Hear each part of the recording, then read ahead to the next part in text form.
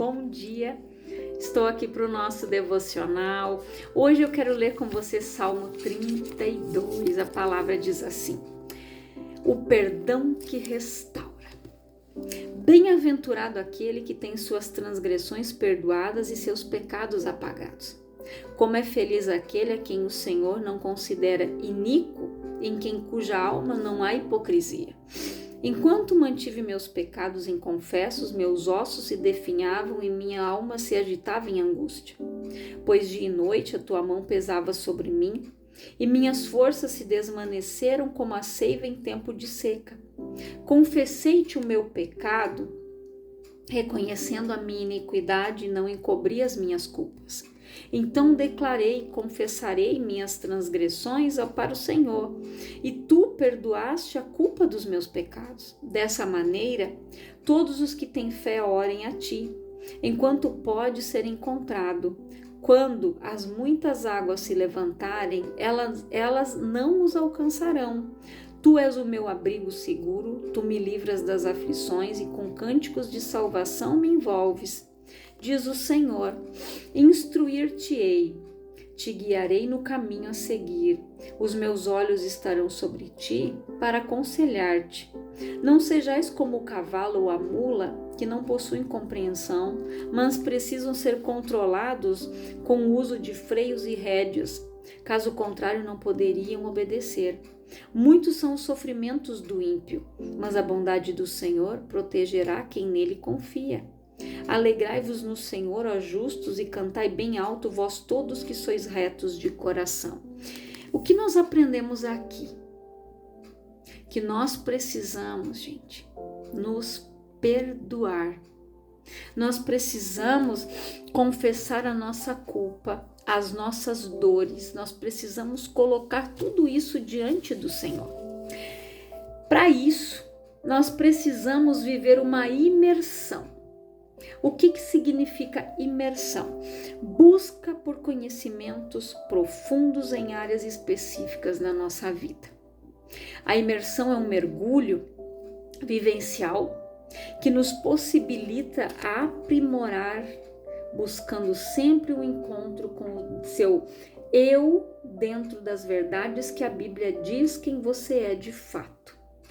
A palavra imersão, gente, ela significa submersão, viver num profundo. Quando eu vivo nesse profundo, quando eu estou enraizada na palavra, quando eu estou submersa, mergulho mesmo, eu consigo me livrar das culpas, das dores do passado. Tem pessoas que estão de costas para o futuro e de frente para o passado. Elas não conseguem olhar para o alvo, elas não conseguem olhar para o futuro de frente, porque elas ainda estão com os olhos no passado. E nós precisamos entender que, às vezes, os adversários, os opressores estão dentro de nós. E sabe quem ele é? O nosso eu. O nosso eu não permite que a gente seja curado. O nosso eu faz com que a gente fique remoendo coisas que passaram. Ele não permite que a gente se perdoe. Ele não permite, ele faz com que as pessoas carreguem culpas, fardos pesados, e a gente precisa entender que áreas específicas precisam de atenção através das marcas da vida, gente. A gente aprende isso. O que são as marcas da vida? Traumas que nós vivemos, coisas que nós superamos, luto que muitas vezes passamos, e a gente aprende a lidar com essas situações. Essas marcas, estas cicatrizes são testemunhos. E esses testemunhos, gente, são experiência que nós temos com o Senhor. Quando nós superamos cada um, nós vivemos um milagre. E a gente precisa, a palavra fala em Jeremias 29:11, porque eu bem sei os pensamentos que tenho a vosso respeito, diz o Senhor, pensamentos de paz e não de mal, para vos dar o fim que esperais. E o que você espera do Senhor? O que você tem esperado do Senhor? E é necessário trazer à memória, gente, as promessas. O que eu espero? Viver as promessas. Que elas se cumpram na minha vida. Só que para que elas se cumpram nas nossas vidas, nós precisamos olhar para o futuro. Nós precisamos olhar para Jesus, olhar para frente, estar imersos no poder, na palavra, na presença, no amor de Cristo que nos perdoou e nos perdoa. Jesus, quando estava naquela cruz, ele não pediu para que as pessoas que o crucificaram fossem mortas. Ele disse: Pai, perdoa. Até naquele momento ali, Jesus, o amor dele resplandeceu. Jesus, ele pediu para que Deus nos perdoasse. Aqueles que o crucificaram, aqueles que cuspiram nele, aqueles que o chicotearam, que o massacraram ali. Ele pediu: Senhor, Pai, perdoa. E nós muitas vezes não conseguimos nos perdoar, sendo que Deus já nos perdoou. Aqui ele diz, gente, que ele disse o que? Que enquanto mantive meus pecados inconfessos, meus ossos se definhavam e minha alma se agitava em angústia. Nós precisamos trazer para a luz o que está nas trevas. Tem coisas que estão aqui atrás do nosso inconsciente que precisam vir para a nossa memória para que a gente possa dizer: Senhor, me liberta disso. Nós precisamos perdoar. Nós precisamos liberar perdão. Perdão, gente, é escolha. Perdas. Nos livrar de amarras, de grilhões, de correntes que aprisionam. Enquanto a pessoa continuar presa nisso, ela não vai viver o extraordinário. Ela não vai conseguir olhar para as promessas. Ela não vai conseguir viver isso que Deus tem para nós, pensamentos de paz e não de mal. Deus tem pensamentos para nos dar o fim que nós esperamos. E o que eu espero? O que eu tenho esperado? O que o salmista disse? Eu esperei com paciência no Senhor e Ele se inclinou para mim. Me tirou de um lago horrível, de um charco de lodo e pôs os meus pés sobre a rocha. O que você tem esperado do Senhor? A palavra, a gente diz aqui que confessei-te o meu pecado reconhecendo a minha iniquidade e não encobri as minhas culpas. Ele reconheceu tudo que ele fez de errado, os danos que ele causou e os que lhe foram causados.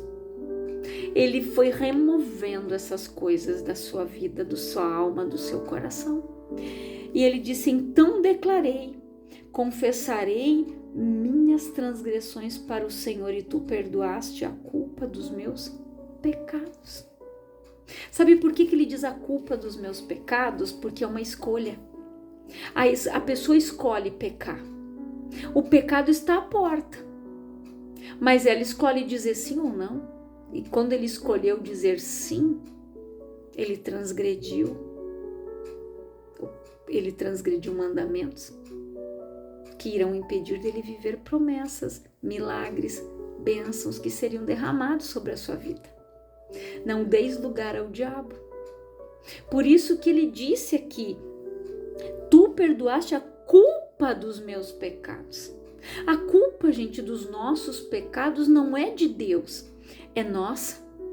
São de antepassados, de coisas que vieram sobre nossa vida geracionalmente, através de antepassados, de bisavós, tataravós, avós, dos nossos próprios pais. Que eles permanecessem. Enquanto a gente não identificar isso e não anular essas heranças espirituais, gente, essas maldições hereditárias, elas vão continuar ali. Então nós precisamos nos livrar também da culpa, da iniquidade, do pecado dos outros. Dizer: Senhor, eu te peço perdão pelo pecado dos meus antepassados. Eu não sei o que eles fizeram, Senhor. Eu não sei o que as mulheres fizeram, não sei o que os homens fizeram. Eu não sei se elas abortaram. Eu não sei se serviram outros deuses. Eu não sei o que essa gente fez de errado, Pai. Mas eu não quero que esse pecado venha seguir na minha vida e na minha descendência até a 4ª geração. Isso parou aqui, Senhor, eu não aceito. Eu aceito a herança boa deles, o que foi bom deles, mas o ruim eu não aceito. E que eles, eu te peço perdão pelo pecados deles, mas que eles venham acertar as contas com o Senhor no dia do juízo. Eles venham, Pai, pagar pelas suas iniquidades, pelas suas transgressões, pelos seus erros que eles cometeram lá atrás. Então nós precisamos, gente, nos desprender dessas coisas e nos enraizar na palavra, nos enraizar no Senhor. Aqui, gente, ele diz: Tu és meu abrigo seguro, tu me livra das aflições e com cânticos de salvação me envolves. Diz o Senhor: instruir-te-ei, te guiarei no caminho a seguir. Os meus olhos estarão sobre ti para aconselhar-te. Não sejais como o cavalo ou a mula, que não possuem compreensão, mas precisam ser controlados com o uso de freios e rédeas, caso contrário não poderiam obedecer. Muitos são os sofrimentos do ímpio, mas a bondade do Senhor protegerá quem nele confia. Deus aqui, gente, ele está dizendo o quê? Não seja a mula empacada. Sabe aquele ditado que diz: a mula quando empaca tu puxa, puxa, puxa, mas ela não quer sair do lugar? Pois tem pessoas que são assim. Elas empacam no passado, nas culpas, nas dores, nos medos, nos tormentos, nas aflições, nas opressões, e elas ficam travadas, não saem do lugar. Não saem. Aqui ele diz: elas precisam de freios, de rédeas para serem controladas. Caso contrário, não poderiam obedecer. E tem gente que é assim. A gente não pode ser desse jeito, gente. Está sempre sendo puxado. Tem que estar sempre: olha para cá, vai para lá, é aqui. Tem pessoas que infelizmente, Deus aqui ele está falando: não sejais como o cavalo ou a mula, que não possuem compreensão. Nós temos compreensão da palavra, nós precisamos abrir o nosso coração, abrir a nossa mente, abrir o nosso entendimento para vivermos o novo. Nós precisamos ser cheios, nós precisamos estar enraizados na palavra, imersos. Nós precisamos mergulhar no oceano do Espírito, gente. Nós precisamos olhar para dentro de nós e dizer: Senhor, tira isso, remove o meu orgulho, tira isso aqui. A gente precisa, gente, entender que a imersão, ela vai nos levar a mergulhos profundos no amor do Pai. E com isso nós seremos aperfeiçoados dia após dia. Sabe como? Meditação da palavra, estudos, oração, consagração. Assim nós vamos imergindo. Assim nós vamos mergulhar no amor de Deus. A gente vê que o amor de Deus nos constrange. Gente, as pessoas não entraram na terra prometida por falta de gratidão. Porque aquelas pessoas, Deus viu que eles trabalhavam que nem uns condenados. Deus levantou um libertador para tirar eles dali. Uma viagem que duraria no máximo 11 dias, eles estariam em Canaã, mas Deus levou eles por um lugar mais longo. Porque Deus, gente, queria, eles conheciam Deus de ouvir, mas Deus queria que eles tivessem experiências. Eles, antes de sair do Egito, eles vivenciaram todas as pragas que vieram sobre o Egito. Deus já começou ali o processo de libertação deles, mostrando que todos aqueles deuses que os egípcios seguiam não serviam para nada, não protegeram eles e não livraram eles de coisa nenhuma. Ali Deus já começou a trabalhar onde? Na idolatria, porque os egípcios eram muito idólatras e aquele povo ele estava contaminado por idolatria. Para você ver que o apego deles nas coisas do Egito não permitiram ver, gente, Deus tirar água da rocha, o maná, as codornas, tudo que Deus mandou, tudo que eles pediam, Deus dava. Mas eles não sabiam pedir, eles sabiam só reclamar. Pois é, o Senhor nos tirou daquele lugar para morrer aqui nesse deserto, então deixasse nós lá. Lá tinha pepino, lá tinha melão, mas eles eram escravos. Você está entendendo? O próprio eu deles sabotava, prendia eles, gente, numa vida escrava. Eles preferiam voltar para o Egito, muitas vezes eles queriam voltar, e isso é voltar para trás, gente, retroceder. A palavra diz: o meu justo vive da fé, todavia o meu justo viverá pela fé, se ele recuar, minha alma não tem prazer nele. Aquelas pessoas não estavam crendo, apesar delas terem vivenciado tudo aquilo lá no Egito, eles não conseguiam crer, porque os olhos deles, a visão deles, gente, não estava no futuro, mas estava lá atrás, que nem eu falei. Tem gente que está com as costas viradas para o futuro e o rosto aqui no passado. E assim eles estavam. Eles não conseguiam ver os milagres. Era só reclamação, era só murmuração. Gente, quando aqueles 12 foram espiar a terra, o que eles fizeram? Reclamaram.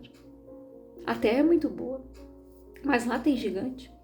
Eles olhavam para nós como formiga, como gafanhoto, nós éramos aos olhos deles. Eles não olharam, eles olharam uma bênção, mas eles ficaram visando no que, gente? Nos gigantes, nos amalequitas, nesse, naquele outro. O Josué e o Calebe rasgaram as vestes e disseram: vamos e subamos, se o Senhor é conosco, nós vamos conquistar aquela terra. E Deus disse: ó, todos vocês que murmuraram, a descendência de vocês vocês não vão entrar na terra. E a descendência de vocês, que vocês dizem que vão morrer aqui, eles vão ficar aqui pastoreando aqui no deserto até vocês morrerem. Depois eles vão entrar na terra que vocês recusaram. Vocês já pensaram? As decisões, as escolhas erradas, as pessoas ficarem presas, elas não conseguem ir para frente. A terra estava aqui, gente. E eles andavam assim, ó. Eles não conseguiam ver que a terra estava aqui. E quantas vezes a gente não consegue ver que a terra está aqui? Porque a gente está focando num problema, na dor, numa dificuldade, numa luta, numa adversidade. Mas a gente não consegue focar no que está escrito aqui. A gente não consegue trazer à memória as promessas, como Deus disse aqui, porque eu pensei os pensamentos que tenho a vosso respeito, diz o Senhor, pensamentos de paz e não de mal, para vos dar o fim que esperais. E que fim você está esperando? Nós precisamos, gente, relembrar aquilo que passou na nossa vida e aprender a ser grato. Se a gente for olhar os testemunhos, as coisas que acontecem ao nosso redor, gente, no mundo, fome, peste, praga, gente passando fome, em campos missionários, pessoas lá no Moçambique que não têm o que comer, gente dormindo no chão em esteiras, gente que não tem um remédio, uma medicação, mas eles ainda dão uma palavra, eles estão cuidando daquele que ficou órfão, eles estão se virando com o que eles têm e dando glória a Deus. A gente aqui tem uma dor, eu vou tomar um remédio, eu faço uma oração, mas, sim, eu vou tomar um remédio, eu vou lá no hospital, vou na UPA fazer uma medicação. E que eles não têm. E a gente não consegue ser grato, gente. Nem às vezes a pessoa não sabe agradecer um prato de comida. A pessoa não sabe agradecer o trabalho. Quando ela abre os olhos, ela não sabe agradecer pelo dia, por estar respirando, por ter saúde, por ter o fôlego de vida do Senhor estar na gente. Ela não consegue olhar da onde Deus tirou ela. Por isso que Jesus disse: volta ao primeiro amor, lembra da onde você caiu, lembra, para que você não caia de novo. Volta ao primeiro amor, porque lá você estava imerso, lá você estava criando raízes, enraizado. Mas quando a pessoa sai do primeiro amor, a dúvida começa a entrar, o medo começa a entrar, a insegurança começa a entrar, a dúvida aí ela fica, como diz lá, antes seja morno ou frio, quente ou frio, porque o morno eu vomitar-te-ei da minha boca. Tem gente que tá assim, tá nesse ponto que Deus diz assim: eu vou te vomitar da minha boca. Não vai, não desce. Porque tem gente que se vitimiza tanto, lambe tanto as feridinhas, se faz tanto de coitadinha, mas ela não sabe olhar, ela não sai da zona de conforto dela e vai pregar para alguém, ela não vai evangelizar para uma pessoa, ela não faz o IT. Às vezes ela quer ficar fechada no clube da Luluzinha, ela quer ficar ali, às vezes só dentro da igreja, mas ela não, quando o pastor diz, vai ter um evento aqui, convidem homens, convidam mulheres, eu não. Cadê o ID? Quando o teu pastor diz, hoje você vai, traga outra pessoa, traga uma pessoa para o culto. Que triste. E o que nós estamos fazendo? Quando Deus, ele chamou Moisés para uma conversa, lá na sarça, em outras palavras, ele disse: Moisés, sai daí da tua zona de conforto, agora chegou de cuidar a ovelhinha e vai lá cuidar das minhas ovelhas. Porque é muito fácil a gente ficar na nossa zona de conforto, no nosso cantinho. Deus mandou orar, não, a gente se cala, Deus vai levantar outro. Se você não quiser, Deus vai levantar outro. Só que não se esqueça de que você vai prestar conta para Deus do que você fez, do que você deixou de fazer, do que você está fazendo com a vida que Ele te deu. Nós vamos prestar contas. Se eu estou cuidando do templo, se eu faço exercício, se eu cuido da minha alimentação. Eu lembro de um testemunho muito forte que o pastor Luciano Subirá, ele conta que ele estava acima do peso, com problemas já de saúde. E o Espírito Santo estava alertando ele muitas vezes, e ele estava ali se fazendo, ele vista grossa. Até que um dia ele foi em um evento e ele encontrou um pastor e ele disse que, nossa, era um homem de Deus, um grande homem de Deus, e ele disse, eu queria chegar perto desse homem, conversar com ele, e Deus proveu. E esse homem começou a contar para ele, olha como Deus faz, gente. Ele contou para ele que, ele falando sobre alimentação, assim, ele contou que ele não se cuidava. Que um dia ele parou no hospital e ele veio a óbito. Ele disse que ele estava ali no quarto do hospital. Ele disse que o espírito dele saiu dele e ele estava vendo tudo ali dentro do quarto. E ele disse, era Jesus que estava ali comigo, por la voz, a luz. E Deus, gente, fez com que ele visse o velório dele, o médico falando para a mulher que ele tinha ido a óbito, e as pessoas no velório dizendo assim, coitado, era um homem tão novo e Deus levou. Ele disse, você está vendo agora, a culpa é minha, você não se cuidou, Você não fez exercício, você não cuidou da tua alimentação, você não cuidou da tua saúde, você morreu e a culpa é minha. Aí ali ele pediu perdão para Deus e ele disse que o médico estava fazendo já o atestado de óbitos dele quando ele voltou. Eles levaram um susto, ele contou a experiência que ele teve com Deus. E quando o pastor Luciano ouviu isso, ele começou a chorar e ele disse: Senhor, nunca mais tu vai chamar minha atenção, Espírito Santo, eu entendi o recado. A saúde dele já estava dando sinais, Deus já estava chamando a atenção dele. E Deus foi tão misericordioso com ele que fez ele ouvir da boca desse homem. Às vezes aí a pessoa morreu, eu digo, nossa, tão novo, mas Deus recolheu.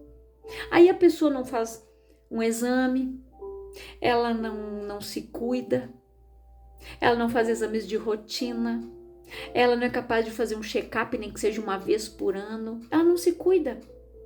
Ela não cuida da alimentação, ela se entope de doce, de refri, de pão, de tudo. Aí depois começa o problema. Ai, Senhor. Ai, Senhor, né? Mas por que nós precisamos deixar que as coisas chegam nesse nível, nesse ponto na nossa vida? Sendo que Deus nos dá alertas, a nossa saúde nos dá alerta. Começa a doer alguma coisa, a gente vê que algo não está bem, cuide-se. Cuide-se. A gente ora, a gente usa a nossa fé, Deus deixou o médico aqui, deu a sabedoria para o homem, deu a ciência para o homem, para fazer medicação, para fazer exames. Mas a gente precisa orar e a gente precisa se cuidar. Eu não posso ser negligente com as coisas e depois querer culpar Deus. Ai, Senhor, não adianta, gente. Antes, né, como é que a gente costuma dizer? A gente precisa prevenir, é melhor prevenir do que remediar. Só que tem gente que não faz a prevenção. Eles acham que com eles não tá tudo bem, eu não tenho nada. Pois é, glória a Deus, mas é melhor você ir fazer um exame e dizer que você não tem nada e você dizer, Senhor, muito obrigado, glória a Deus por isso. Mas do que você ficar esperando. Então não seja negligente. A gente não pode ser negligente com as coisas do alto, gente. Aqui ele diz que muitos são os sofrimentos do ímpio, mas a bondade do Senhor protegerá quem nele confia. Alegrai-vos no Senhor, ó justos, e cantai bem alto, todos vós que sois retos de coração. Nós precisamos confessar culpas, dores, pecados, iniquidades, transgressões. Nós precisamos colocar a nossa alma diante do Senhor. Ele tem a cura. E permitir a cura. Reconhecer que nós precisamos ser curados, que nós precisamos ser moldados, que nós precisamos ser transformados. Mudança dói. Curar uma ferida é um processo. Tem que colocar um remédio, tem que tomar um antibiótico, tem que fazer um curativo. Mas tudo isso é necessário. Então que você fique com esta palavra e que o Espírito Santo de Deus venha falar mais ao teu coração, porque Ele conhece o teu interior, Ele conhece, e Ele, gente, Ele nos alerta, nos convence da justiça, do juízo e do pecado. Ele nos convence de tudo isso, da justiça, do juízo e do pecado. Ele nos mostra aquilo que está à porta, muitas vezes o pecado está ali. Mas eu escolho, quero ou não quero. Como ele falou aqui, tu perdoaste a culpa dos meus pecados. A culpa do pecado não é de Deus. As coisas ruins que vêm sobre nós não é de Deus, gente. É ação maligna.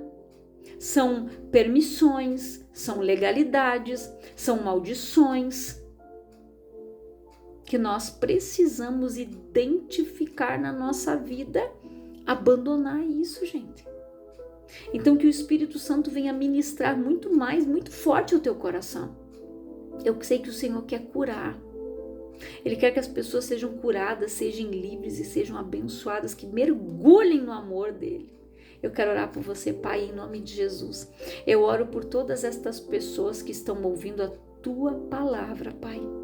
que elas sejam abençoadas, que elas sejam edificadas, que elas venham imergir no teu amor, no teu perdão, Pai, que elas parem de viver amarradas, afogadas em culpa, medo, dor, pecado, transgressão, iniquidade, mas que elas abandonem, confessem e que elas sejam abençoadas, Pai, para a glória do teu nome. Que essas pessoas vivam a tua boa, perfeita e agradável vontade, que possam alcançar a promessa e que elas tenham o fim que esperam. Que o Senhor possa operar na vida delas o milagre que elas desejam. Pai, o testemunho que nós temos é um milagre, o milagre diário que nós vivemos do teu amor, do teu cuidado, do teu perdão. Que isso venha a alcançar outras vidas e que estas pessoas compreendam o ID, que elas aprendam a mandar esta mensagem para frente, que elas aprendam a mandar mensagens, que elas aprendam a orar, que elas aprendam a evangelizar, a convidar. Que o Espírito Santo venha convencer, venha cuidar, venha direcionar e que em nome de Jesus você seja alcançado verdadeiramente pela graça, amor e perdão do Senhor e misericórdia. A graça que é um favor que nós não merecemos, mas o Senhor nos alcançou através do seu sacrifício lá na cruz. Que você seja abençoado em nome de Jesus. Deus te abençoe grandiosamente.